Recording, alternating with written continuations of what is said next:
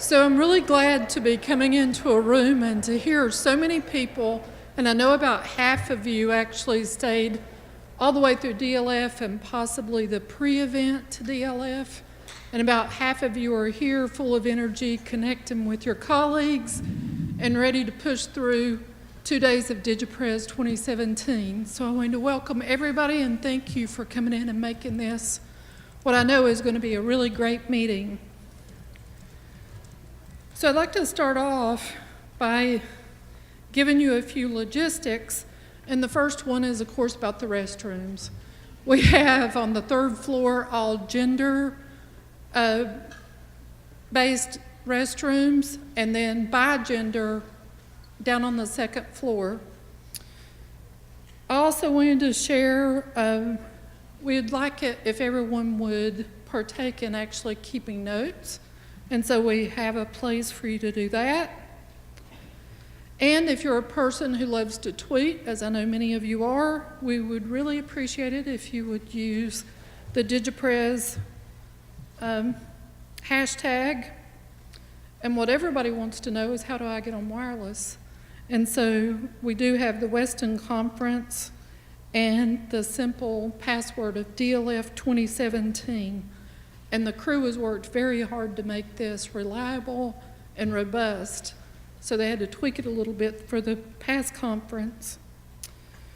One of the reasons that I wanted to kick this off and welcome everybody is because this has been my first ever effort actually planning an event.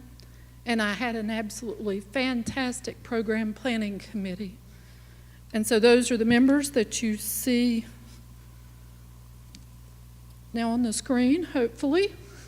But I wonder if all of the planning committee would stand up so that we can all share in our appreciation.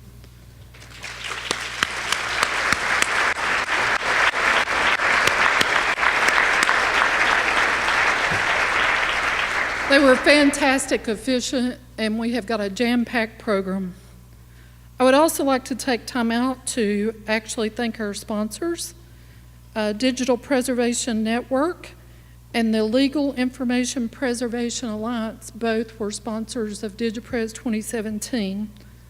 And I would appreciate it if everyone would join me in thanking those people as well.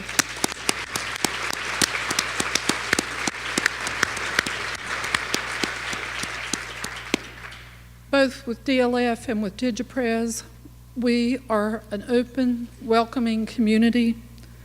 And so we also have a code of conduct, and if you'd like to see what that's about, we would invite you to follow that URL.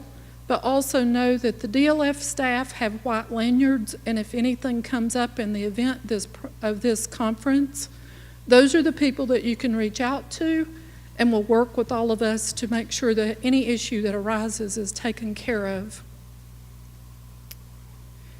And last but not least, we have like our schedule, our online schedule. I hope all of you will take a look at that and use the tool to actually sign up for which events that you would like to do, because we have a really packed program. We're going to start off with sort of the state of NDSA, a report out about our community, followed by innovation awards. Then we have a fantastic keynote speaker who I'm really excited to hear. We also have Minute Madness at the very end of the afternoon from about 5 to 5:15, right before the reception. Then for tomorrow, breakfast starts up about 7:30 in the morning. We have 2 sessions in the morning and 2 sessions in the afternoon with 5 tracks of talks, and there'll either be multiple topics or panels in each of those 1.5-hour sessions. So we have about 20 of those over the course of the morning and the afternoon. And I can tell you from DLF, it was really hard for me to choose exactly which ones I wanted to be in. But there's a lot of good information. Plus, over lunch, which is a lengthy lunch, we will have not only working groups for content and infrastructure, but we also have bird of feather sessions. And those are all listed in the program, but we also have room for 3 more. So if we have a topic that's emerging that people want, we have the space to do that, I think, for about 3 more discussions over lunch tomorrow.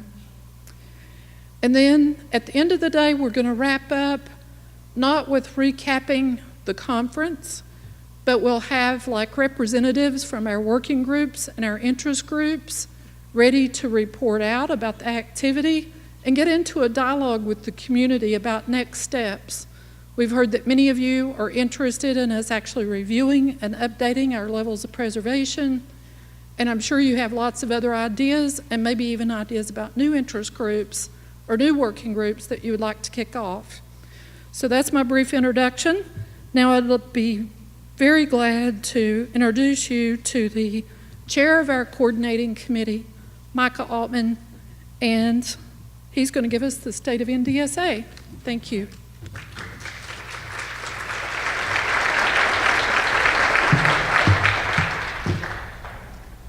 Good afternoon, everyone.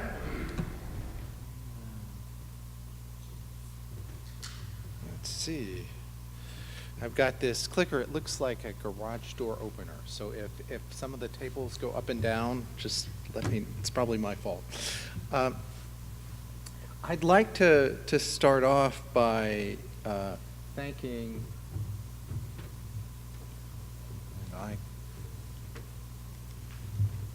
see here, thanking our host.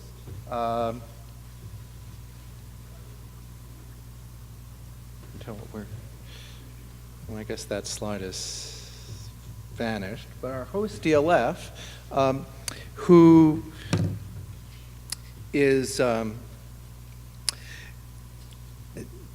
relatively new to NDSA as an organization. As you may recall, we in 2015 went looking for a new host, and DLF stepped up. And in the interim, we've learned that that DLF it differs in many ways from the Library of Congress, surprisingly. Nevertheless, they've managed to provide not only organizational support and logistical support, but a lot of collaboration and expertise, not only here in setting up this this workshop, but across the entire organization. And so they may be lean, but they punch well above their weight. For those who are unfamiliar or new to NDSA,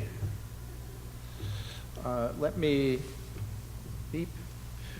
refresh on NDSA's mission, which, despite any changes in an organization and websites and people, has not changed. Right? The NDSA's mission is to establish, maintain, and advance the capacity to preserve our nation's digital resources for the benefit of present and future generations.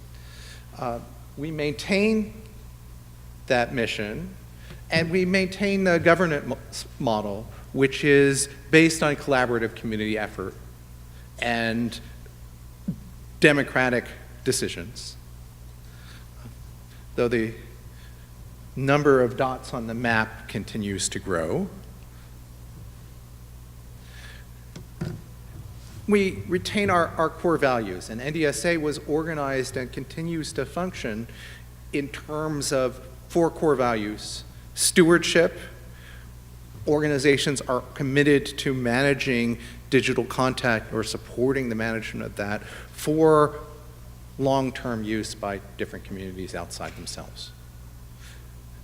To collaboration, which this is a collaborative organization, and so we rely on the labor and intelligence and leadership of all of our members in order to do anything. And in turn, we guarantee that what we produce is open and visible, transparent, and we endeavor to be inclusive. And of course, as a preservation organization, we make some commitments to persistence, not to the persistence of the organization itself, because who can tell, but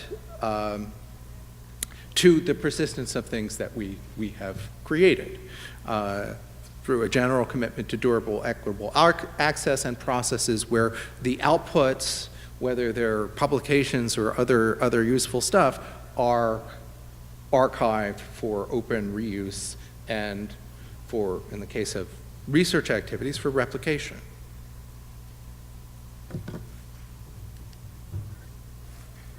All right.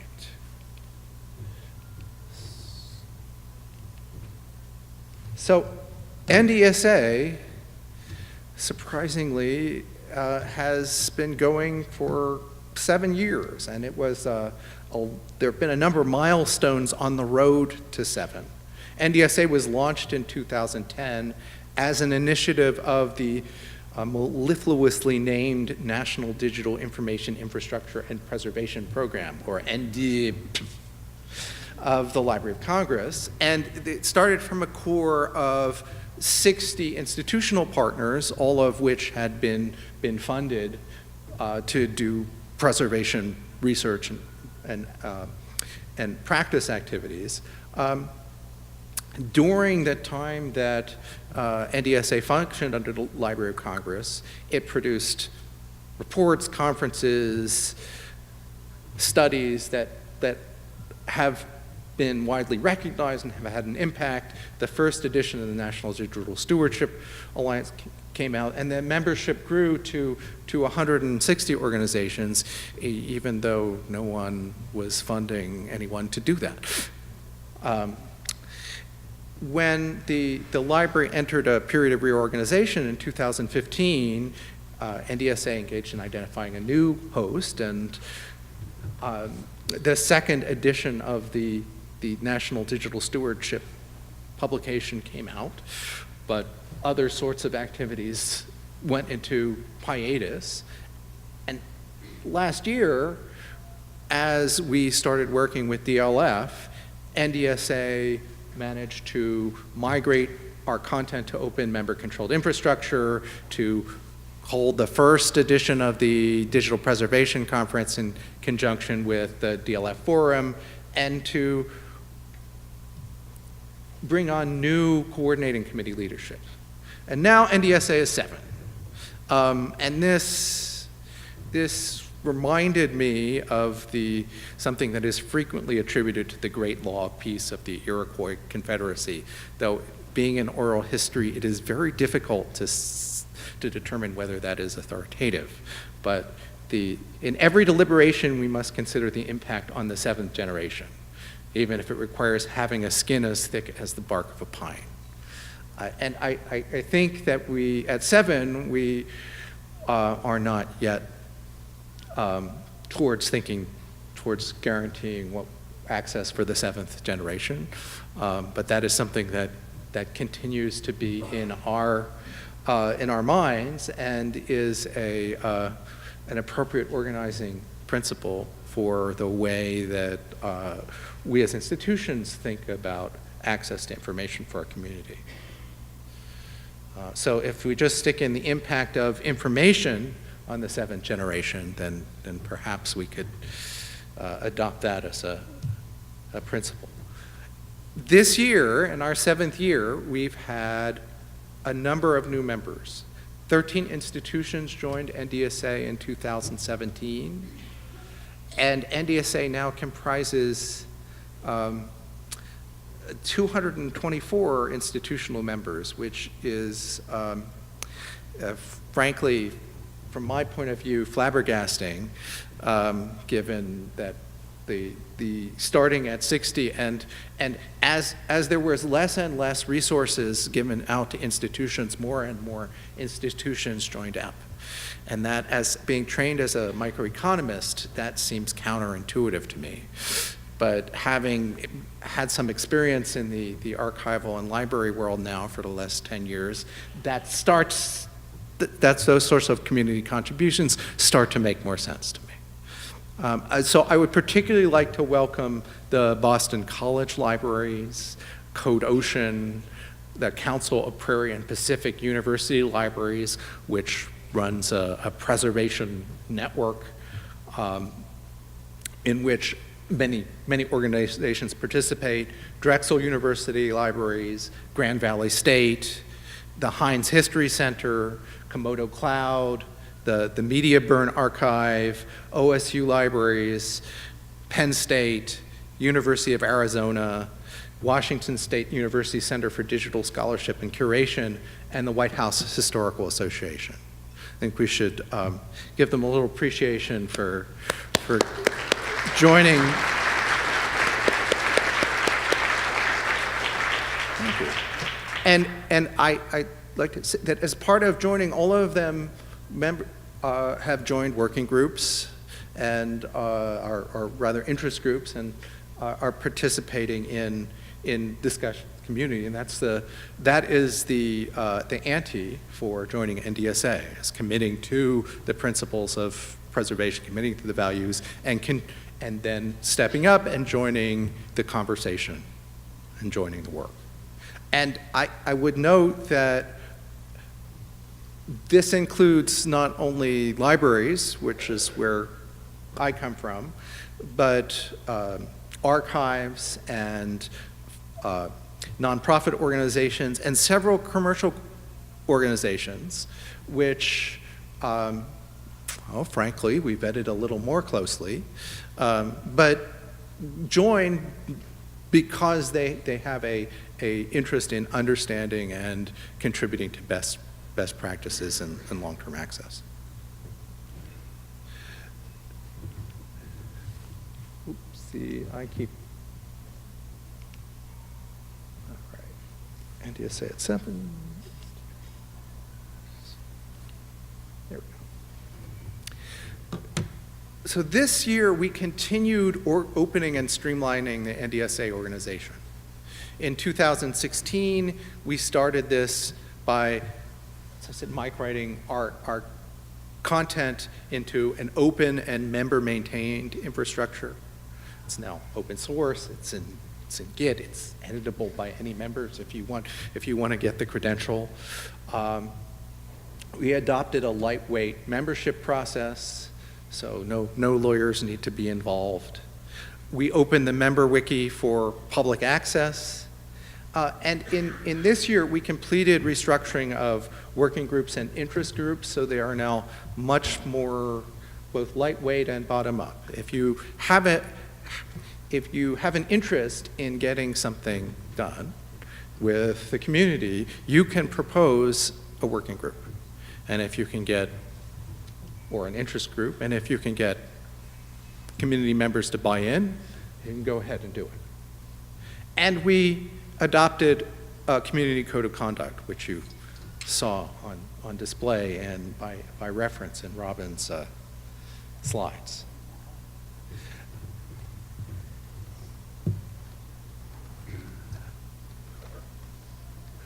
I'm also pleased to say that last year, this year so far, we have published 3 reports that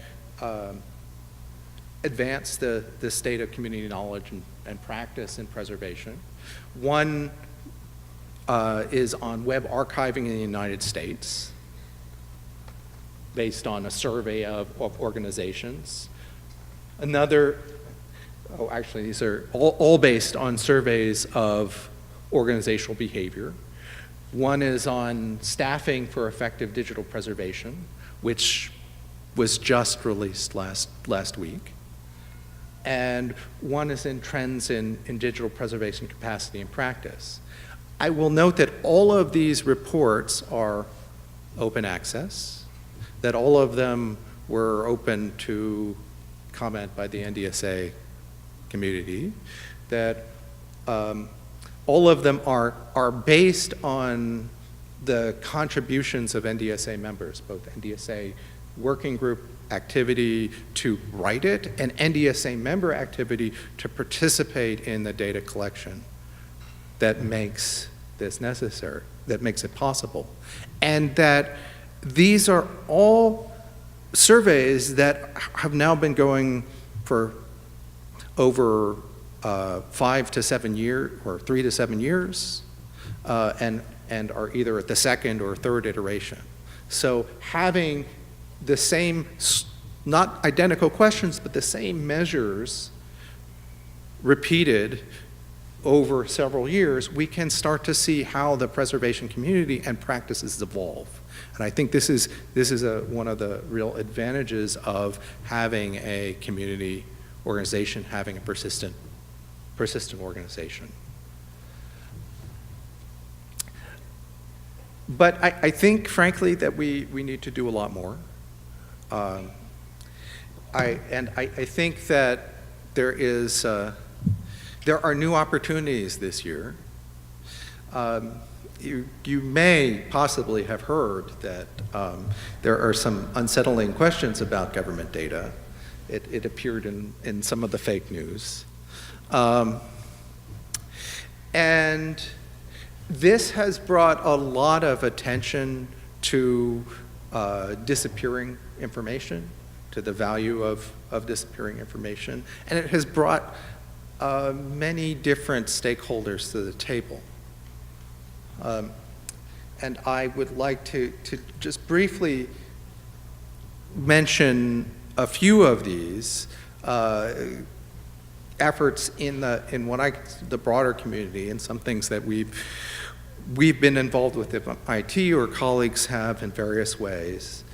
But these range from efforts by scientists and grad students to collect and preserve, at least in some sense, the data that they need for their research.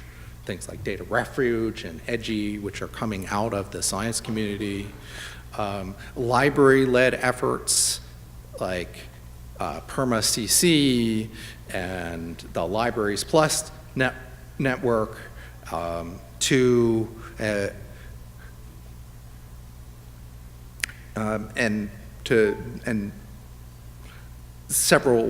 there are many library partners in some of these other efforts as well now,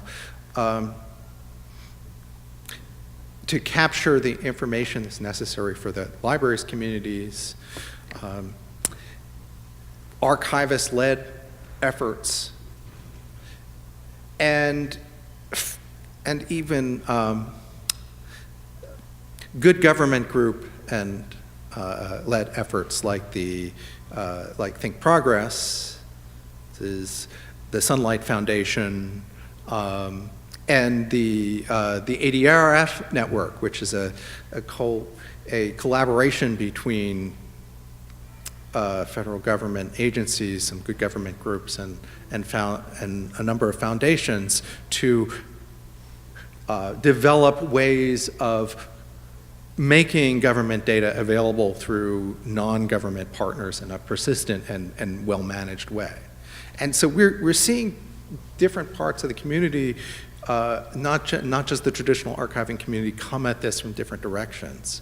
And I would encourage us to reach out, to talk to new potential partners, and also to understand that they have different communities that they're working for, and that the sort of practices and processes that we have developed, they need to be mapped onto their needs. It was working on some of these data rescue efforts. It was an illuminating to me and to some of my grad students how differently use was defined from an archival point of view. It will be usable in 3 years. We'll have it up and ready for you in about 3 years. And versus, I need it tomorrow, but it doesn't matter, exactly what form it's in. But the requirements vary a lot, and what preservation is about enabling long-term access for particular communities. So this brings us closer in some ways to different communities. Looking forward, there are a number of things I'm looking forward to for NDSA. One set of things are the things we do every year. The Digital Preservation 2018, which is which we're already making steps for and will be held in conjunction with the DLF Forum. The NDSA Coordinating Committee elections. NDSA is democratically governed, and every year members are nominated and elect representatives to serve staggered 3-year terms. And so we will be electing some new members this year. And if you have questions about that, I encourage you to talk to a member of the coordinating committee and maybe throw your hat in the ring. And to the Digital Innovation Awards, which you will hear more about soon. And there are a number of working group projects going forward this year, including the Fix City Working Group, which has already launched a Fix City survey, which continues some of the measures from the storage survey, which has been run over the last 7 years and report was just published. And this is working to address the need for use case driven examples of best practices. And this year I'm really looking forward to the 3rd edition of the National Agenda for Digital Stewardship. In the next year, we aim to characterize the major preservation challenges at the 7 to 10 year scale and propose plans to advance in solving these problems as a community based on a shared set of principles. And here the working group for that has kicked off. This year, you should anticipate some community surveys on what challenges your organizations are facing for the end of this year, and draft reports will be coming out during the first half of next year. So the future is bright, I think, at least from NDSA point of view. Though there are many threats to the things that we care about, and the future is only bright because the future is you. So it's the contributions of you and other members of the community that have been making this possible. And so I encourage you, if you're not an institutional member of NDSA, you look and see what it's all about. Consider joining as an institutional member.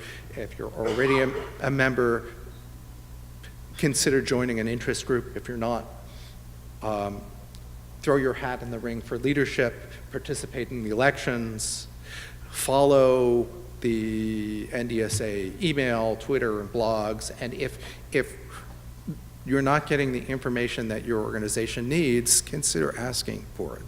So can the community put together a briefing or seminar on this topic for us? And spread awareness of digital preservation activities. I think there's a lot of attention to the needs now, but not but a variety of understandings as to solutions and approaches. And so I think you can be very helpful in making those connections.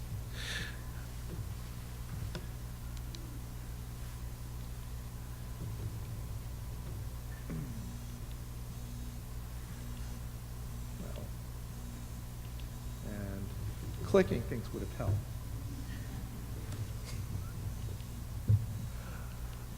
Oh, and I'm now overclicked. Let me see. So I would like to introduce Sheila Morrissey, who is the chair of the Preservation Innovation Award Working Group, and she will tell us about all the really interesting activity that we can recognize in that community from this Before you go, Micah, what's the magic button that I push so I don't launch missiles? Top one? Yeah, the front arrow goes forward, and all right. But you have to point so that there's a clear line of sight. If you just click, see what happens. There we go. Oh, that's a miracle. Okay, it's a very innovative way of doing slides here. Thank you, Micah. This has been one of my favorite parts of the Digital Preservation Conference going back for the last 6 years. Previously, this has been done under the very capable management of Jane Mandelbaum of the Library of Congress, who always has a great store of slides from there, because, of course, they have a wonderful archive. Mine are a little bit simpler, but as always, we are going to be presenting our much coveted DigiPrez Award, which we think stands up there with the Oscar for our awardees. The annual Innovation Awards were established by the NDSA to recognize and encourage innovation in the field of digital preservation stewardship to ensure that all of our past will have a future that's accessible to everyone. The awards highlight and commend creative individuals, projects, organizations, future stewards, and new this year, educators who demonstrate originality and excellence in crafting both technical and organizational solutions to the challenges of digital preservation. So it gives me a very great pleasure to recognize on behalf of the NDSA these outstanding people, projects, and communities. So the first are our two recipients of the 2017 NDSA Individual Awards. And our first award, I'm sure everyone, nearly everyone in this room knows the work of our first recipient, Rebecca Gunther, who spent most of her career at the Library of Congress developing national and international metadata standards, including MARC 21, MODS, and of course, PREMIS. She was co-chair of the original PREMIS working group, chair of the PREMIS editorial committee from 2005 to 2015, and is currently a consultant on metadata issues at NYU's Moving Image Archiving and Preservation program. Rebecca is recognized for nurturing conversations among international library stakeholders, conversations that led to the development of MODS, MADS, and the enhancement of MARC, and helping to build a solid foundation for discovery metadata. All of us in the preservation community have benefited from her leadership in the development of PREMIS metadata for digital preservation.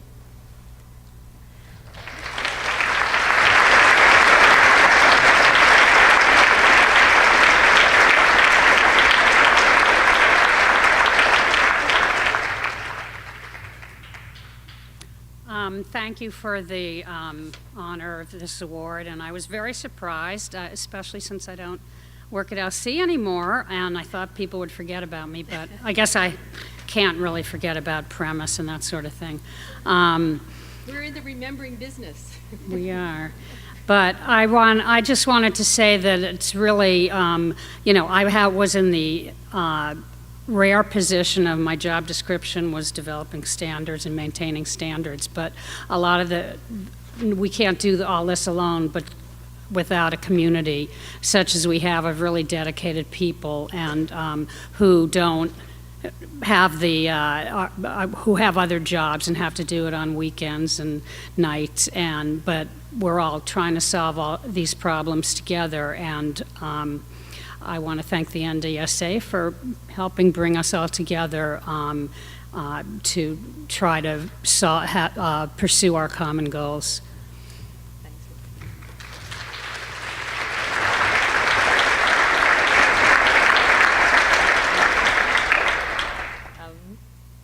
Thank you.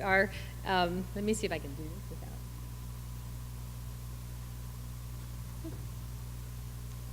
I'm not able to use the force. So we keep the next slide, please. Is that there? Okay. Oh, sorry. There we go. Great. Thank you. Our second individual innovation award winner is Karen Cariani. Karen is the Senior Director of the WGBH Media Library and Archives and Project Director for the American Archive of Public Broadcasting. Her work has included serving as project director for WGBH's Teachers Domain, now known as the PBS Learning Media, WGBH Open Vault, the Boston Local TV News Digital Library Project. She served 2 terms as on the board of directors of the Association of the Moving Image Archivists and was co-chair of the MAIA Local Television Task Force and project director of the guidebook Local Television, A Guide to Saving Our Heritage, funding by the NHPRC. Karen was co-chair of the AMIA Copyright and AMIA Open Source Committees, as well as co-chair of the NDSA Infrastructure Working Group, and served as president of the Digital Commonwealth. Karen is recognized for leadership that was crucial in forging a collaboration with the Library of Congress to steward the American Archive of Public Broadcasting, an initiative that has digitized over 50,000 hours of historic programming from more than 100 stations. She has been an advocate for the collaboration, the development, and adoption of shared open source solutions for digital stewardship, a leader in the NDSA and the Hydra Sambera communities, as well as in the project to enhance the Avalon project with support for PB core metadata, and in developing open source solutions for speech-to-text and audio and waveform analysis. Karen.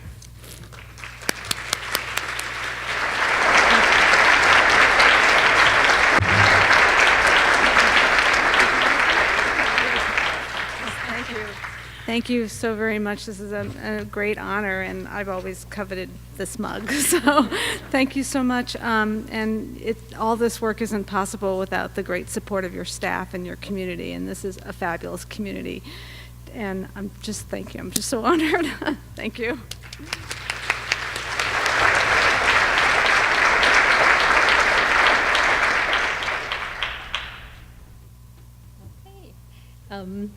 The recipient of the 2017 NDSA Organization Innovation Award is the Digital Preservation Network.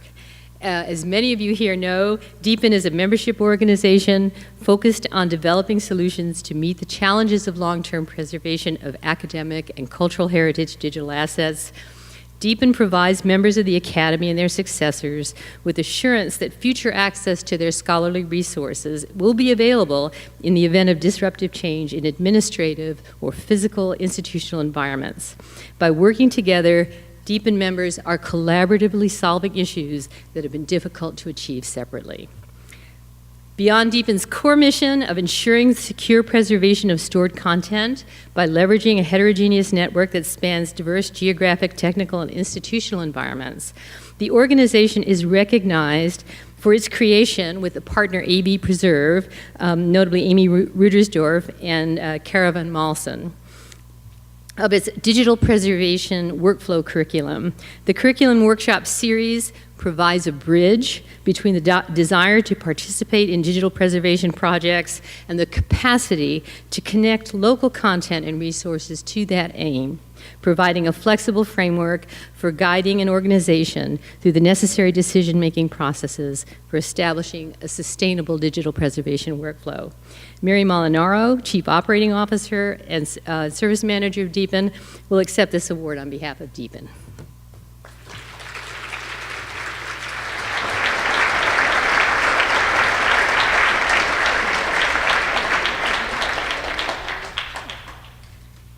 Thank you so much. We're very honored.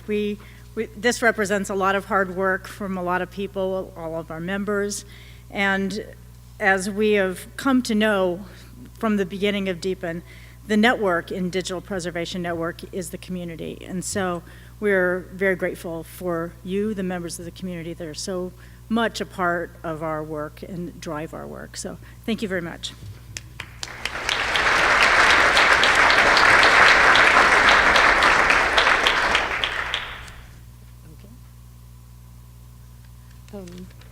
Our next award is for the 2017 Project Award in Innovation, and it goes to the EPAD project.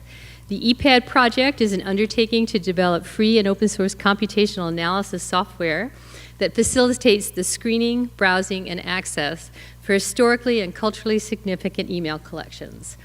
The software incorporates techniques from computer science and computational linguistics, including natural language processing, entity recognition, and other statistical machine learning associated processes.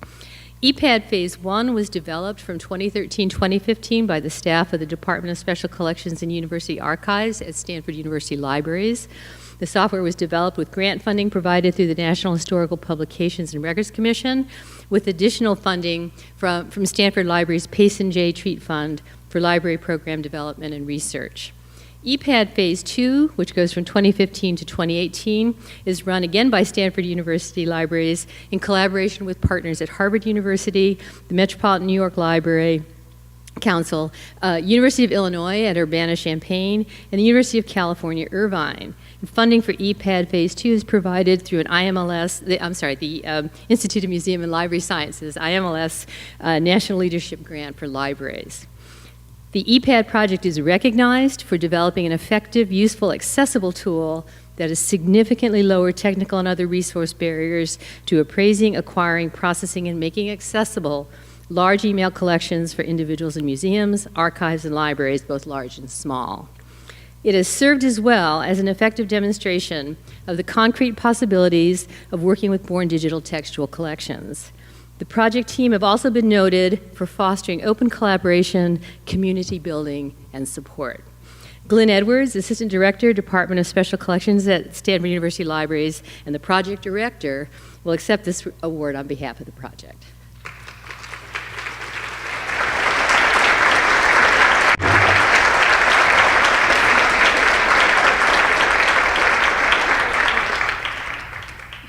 So thank you very much. The team was thrilled to receive the award.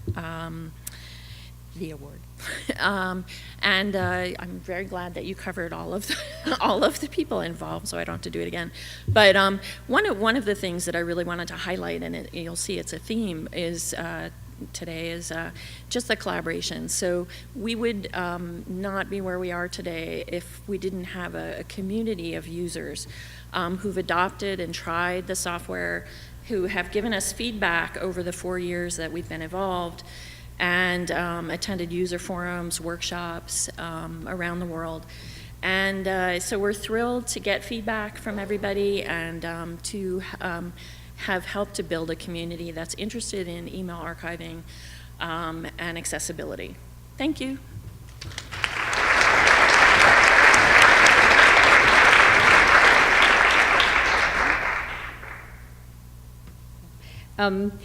New this year is recognition by the NDSA Innovation Awards Working Group of the important work of educators in ensuring a steady stream of NDS innovators in the future. So we have 2 award winners this year.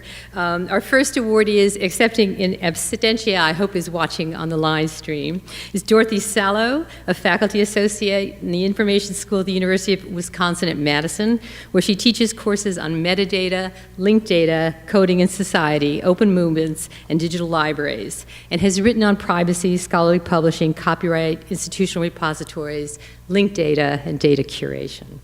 In addition to her teaching at the University of Wisconsin-Madison's iSchool, Dorothy is recognized for partnering with Wisconsin libraries, the Cedarburg Public Library, the Wisconsin School for the Deaf, Mineral Point Library and Archives, and the WYOU Community Television Station in Madison, to provide resources and assist in the digitization of at-risk materials.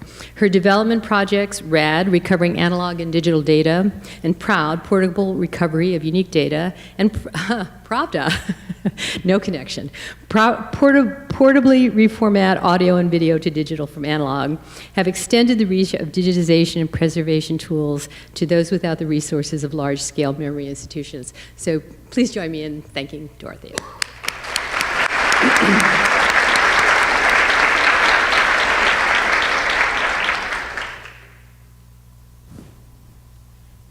And our other NDSA Educator Innovator Award winner is George Colburn.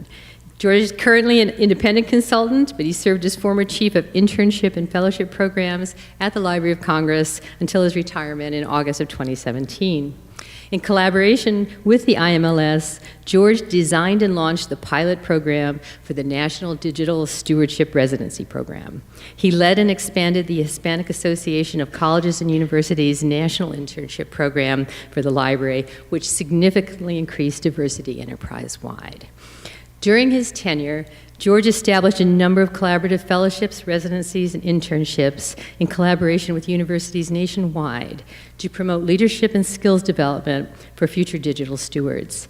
In addition, he spearheaded the design and implementation of the first public-facing internship, residency, and fellowship portal for the library's 80-plus experiential programs. George is recognized for having established, while at the Library of Congress, the Digital Preservation Outreach and Education Program, which is now a network of 217 digital preservation topical trainers across 33 states in the United States, the District of Columbia, Australia, and New Zealand, to advance the practice of digital preservation through professional development opportunities, such as the 3-day DPOE Train the Trainer workshop. The community recognizes his accomplishment in pioneering the National Digital Stewardship Residency Program to cultivate nationwide talent in digital stewardship through a year-long residency that pairs emerging information professionals with cultural heritage institutions facing an array of digital preservation challenges. Please join me in congratulating George.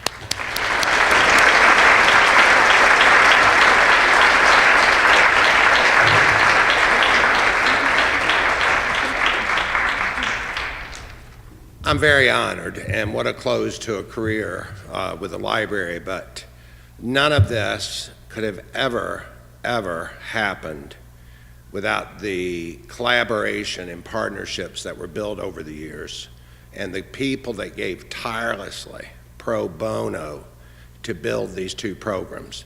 There's two people I see here today. I'm sitting by them, and I want to recognize them because they have both been key in both Depot and NDSR over the years, and that's Mary Molinaro and Amy Rudersdorf. And I thank them really from the bottom of my heart because neither of these programs could have been sustained without people like them and many others like them. So thank you all very much and keep on collaborating.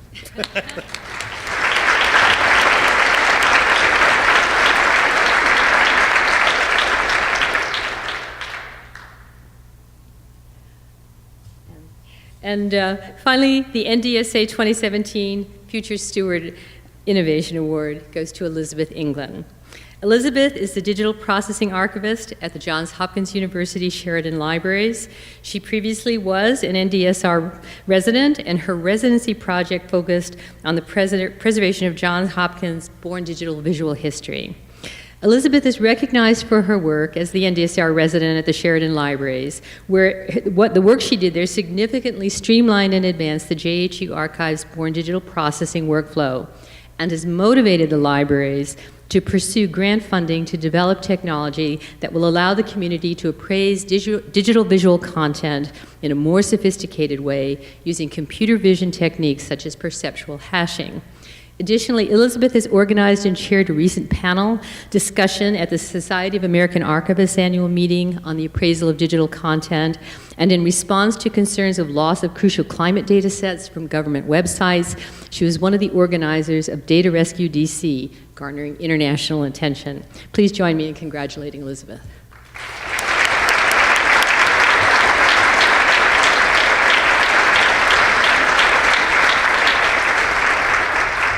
Thank you. I didn't prepare anything to say, but thank you to NDSA for recognizing early career professionals and the National Digital Stewardship Residency also for the opportunities it's afforded me over the last year, and to my colleagues at Johns Hopkins. So, thanks.